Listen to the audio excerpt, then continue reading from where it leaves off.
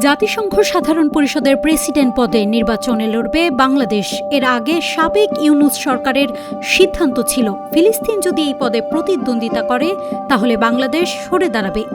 কিন্তু আচমকা ফিলিস্তিনি জানিয়েছে যে তারা আর নির্বাচন করবে না। ফলে জাতিসংঘ সাধারণ পরিষদের ৮১তম অধিবেশনের সভাপতি পদে লড়বে বাংলাদেশ।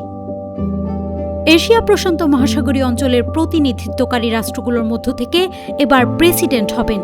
বৈশ্বিক কূটনীতিতে নিজের অবস্থান পোক্ত করার এই সুযোগ কাজে লাগাতে আগে থেকে মাঠে আছে সাইপ্রাস।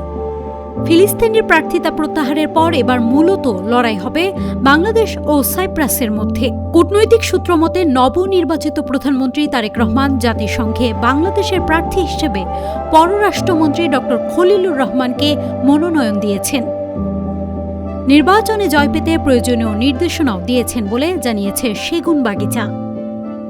2026 থেকে 2027 মেয়াদের জন্য এশিয়া প্রশান্ত মহাসাগরীয় গ্রুপ থেকে জাতিসংঘ সাধারণ পরিষদের সভাপতি পদে নির্বাচন আগামী জুন মাসে নিউ ইয়র্কস্থ সদর দপ্তরে অনুষ্ঠিত হবে। উল্লেখ্য, এর আগে বাংলাদেশ থেকে প্রয়াত হুমায়ুন রশিদ চৌধুরী 1986 থেকে 1987 মেয়াদে সাধারণ পরিষদের 41তম অধিবেশনের সভাপতির পদমর্যাদাপূর্ণ দায়িত্ব পালন করেন।